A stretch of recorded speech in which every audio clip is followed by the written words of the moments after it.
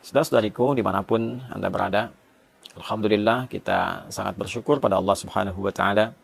Tahun ini kita kembali diberikan kesempatan untuk mendapati, menemui, dan memaksimalkan potensi kita untuk beribadah di bulan Ramadan yang penuh dengan berkah, penuh dengan limpahan kasih sayang Allah Subhanahu wa Ta'ala, yang tidak semua hamba-hamba Allah mendapati kesempatan yang sangat berharga, istimewa, dan membahagiakan ini. Untuk itu, penting kiranya kita mengetahui beragam keistimewaan dimaksud, sehingga dengan itu memberikan motivasi yang besar dan mendalam kepada kita untuk menyusun strategi, menyiapkan kurikulum amal, sekaligus memotivasi diri kita untuk senantiasa bersemangat dalam menjalankan semua kurikulum amalan yang telah kita dapati itu.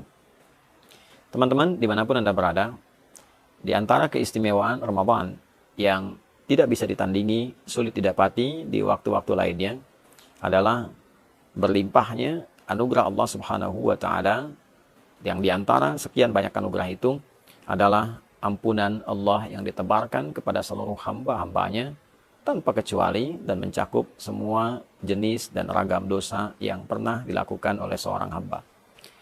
Terkait dengan ini, Nabi SAW memberikan kabar gembira sekaligus penguatan akan hal dimaksud, dan didokumentasikan penguatan ini oleh Al-Imam Al-Bukhari juga Al-Imam Muslim, khususnya dalam kedua kitab sahih mereka. Di Al-Bukhari misalnya nomor hadis ke-38, pun demikian Imam Muslim menyantumkan dengan redaksi yang serupa di nomor hadis 760. Keduanya mengambil riwayat dari sahabat Abu Hurairah Abdurrahman bin Sakhr radhiyallahu taala anhu dari Nabi sallallahu alaihi wasallam, beliau bersabda, "Man shama Ramadhana imanan wa ihtisaban, ghufira lahu ma taqaddama min dhanbi." Man, siapapun, mencakup laki-laki, perempuan, besar, kecil, tua, muda, apapun profesinya. Dan ini sifatnya secara personal. Ketika disebutkan man, artinya menunjuk secara personal, dan dia memiliki juga keumuman makna. Artinya, berlaku secara personal, namun dibuka umum bagi siapapun. Baik laki-laki, perempuan, dengan segala sifat yang telah tadi kami sebutkan. Artinya peluang ini seakan-akan Nabi memberikan beritanya secara personal kepada kita. Wahai Adi Hidayat, wahai fulan, wahai fulana. Man shama Ramadhana. Siapapun di antara Anda yang mampu menunaikan puasa Ramadan. Perhatikan kalimatnya, kata puasa dimaksud sama diikat dengan waktu Ramadan. Jadi tidak ditemukan di waktu-waktu yang lain.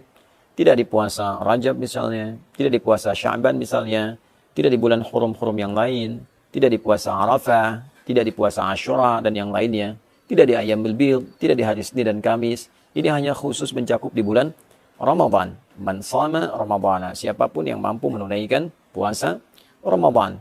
Dan kita ketahui Ramadan itu jumlahnya selama sebulan. Ya, di Al-Baqarah ayat 185 jelas Allah menggabungkan kata syahr yang menunjuk pada waktu selama sebulan dengan kata Ramadan dalam momentum penurunan Al-Quran. Syahrul Ramadan alladzi unzila fihi Al-Quran. Di bulan Ramadan itu yang diturunkan Al-Quran di dalamnya, itulah kemudian waktu yang menjadikan kita wajib menunaikan puasa selama sebulan penuh. Artinya, dalam konteks menunaikan puasa ini, di bulan Ramadan ini, waktunya terbentang selama sebulan. Siapapun yang mampu menunaikan puasa Ramadan dari hari pertama, hari kedua, sampai yang terakhir selama sebulan. Dengan catatan, imanan wahtisaba. Imanan ia kerjakan karena imannya, karena keikhlasannya pada Allah Subhanahu wa Ta'ala, keyakinannya untuk menyembah, mengagungkan dan menaati perintah Allah Subhanahu wa Ta'ala. Karena kalimat iman itu sandingannya adalah amal saleh. Jadi begitu disebutkan iman, pembuktiannya amal saleh. Misal Quran surah 103, wal 'asr innal insana lafi khusr illa alladziina amanu wa 'amilus shalihat. Jadi untuk menunjukkan seseorang beriman itu, maka pembuktiannya lewat amal saleh.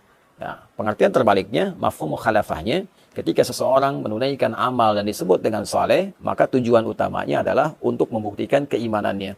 Kepada siapa? Kepada Allah. Jadi bukti iman itu adalah taat. Taat itu wujudnya adalah amal saleh, perbuatan kita yang ditujukan karena Allah Subhanahu wa Ta'ala. Karena itulah ketika satu kata yang menunjuk pada ibadah kemudian disandingkan dengan kata iman, ingin memberikan kesan bahwa syarat penunaian ibadah itu dianggap benar, dianggap baik jika memang ditujukan untuk kepentingan imannya. Dalam arti dilakukan karena Allah Subhanahu wa ta'ala. Karena kalimat iman pertama dalam Al-Quran dan disifati dengan kata ghaib, wujudnya adalah penyembahan dalam bentuk salat. Al-Baqarah ayat ketiga, alladzina yu'minuna bil ghaibi wa yuqimunas salat. Itu orang-orang takwa itu, orang yang mampu mengimplementasikan imannya ketika dia yakin pada Allah walaupun belum tampak dalam pandangannya, lalu dia buktikan keyakinan yang kuat itu dengan cara menyembahnya melalui salat. Maka dari itu, ketika puasa diikat dengan kata iman, ini ingin memberikan kesan batasan bahwa orang-orang yang akan mendapatkan jaminan keistimewaan di bulan Ramadan ini adalah syarat pertamanya, dia menunaikan puasanya hanya karena Allah, untuk membuktikan keimanannya kepada Allah. Itulah sebabnya pembuka kewajiban puasa, ayatnya diawali dengan kata panggilan iman. Ya ayyuhalladzina amanu. Al-Baqarah ayat 183. Hai semua orang yang telah menyatakan beriman. Kutiba alaikumusiyam. Dengan imanmu itu diwajibkan engkau mengimplementasikannya dengan cara menunaikan ibadah puasa di bulan Ramadan. Karena itulah kemudian penunaian puasa ini bukan hanya dikerjakan karena orang lain berpuasa. Bukan hanya dikerjakan untuk membuat sebuah status di lingkungan kehidupan sosial. Bukan hanya dikerjakan motivasinya untuk mendapatkan bukaan. Ya, kalau niatnya dapat dunia. Saya pengen buka di masjid yang ada bukaannya mewah, ada takjilnya, ada sahurnya. Ya, secara adat sah dilakukan. Tapi secara timbangan fikih, dia hanya akan mendapatkan bagian bukaannya saja. Dia dapat makan, dia dapat minuman, tapi potensi keistimewaan yang mungkin dia bisa dapatkan sangat tipis kemudian untuk bisa dia raih. Syarat pertama. Yang kedua, wahtisabah. Ada iringan evaluasi diri. Ada muhasabah di dalamnya. Ada harapan mendapatkan pahala dari Allah Subhanahu wa ta'ala. Jadi yang dia harapkan ridha Allah. Yang dia harapkan adalah Allah senang dengan puasanya. Lalu dia iringi dengan evaluasi diri dalam setiap puasa. Apa yang menjadikan selama ini belum kenal Allah? Kenapa selama ini imannya tidak terasa kuat? Kenapa selama ini ketika Allah panggil, rasa-rasanya telat untuk merespon? Dia evaluasi dari ujung kepala sampai dengan ujung kakinya. Maka ketika seorang menunaikan puasa dan dia kerjakan karena Allah, dia tinggalkan makannya lillah karena Allah. Bukan karena sekedar hanya ikut orang tren puasa. Dia tinggalkan minumnya karena Allah. Dia tinggalkan hubungan syahwatnya sementara waktu karena Allah. Dan dia jaga hukum-hukum Allah, dia evaluasi dirinya. Ya, maka apa yang Allah berikan kepadanya? Ghufira lahu ma taqaddama min dzambi. Sepanjang dalam puasanya, dia mencoba evaluasi diri, dosa pikirannya, dosa telinganya, dari mulai mendengar yang salah, dosa lisannya bertutur yang keliru, dosa pandangannya melihat yang tidak benar, sampai ujung kakinya, itu berpotensi saat ia berbuka, diampunilah dosanya oleh Allah Subhanahu wa ta'ala. Dari mulai dia niatkan puasa, dia jalani, sampai berbuka, benar dia lakukan itu, ghufira lahu ma taqaddama min dzambi. Ada peluang diampuni semua dosa-dosa yang pernah ia kerjakan. Itulah yang menyebabkan orang puasa itu ketika akan berbuka, dia merasakan kebahagiaan yang sangat luar biasa.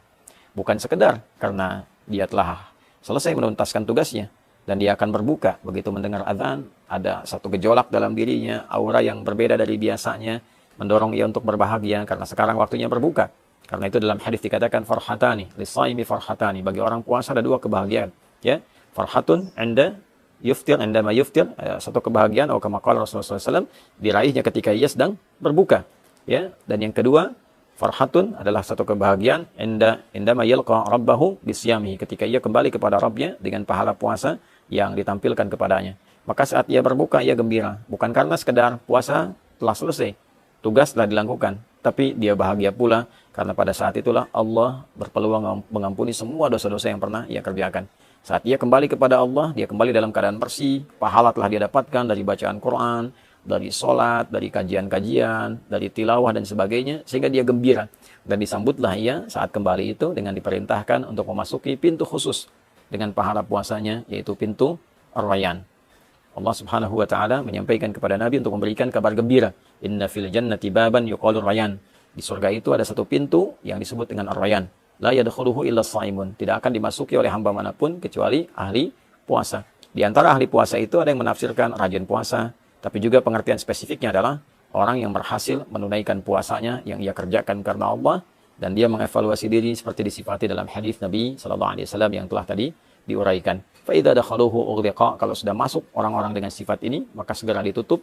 Tidak ada orang lain yang bisa masuk kecuali memiliki karakter yang serupa.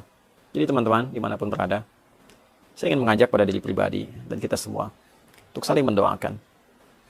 Dari mulai sejak awal kita menjalani ibadah puasa ini sampai ujungnya, tidak ada di antara kita yang tidak punya kesalahan. Tidak ada di antara kita yang tidak punya dosa. Yang dibawa ke akhirat bukan berapa banyak uang kita, bukan berapa tinggi status kita, bukan berapa luas ilmu kita, bukan berapa kuat tenaga kita. Yang dibawa pulang adalah timbangan antara pahala dan dosa. Berapa banyak amal salehnya, berapa banyak amal salahnya.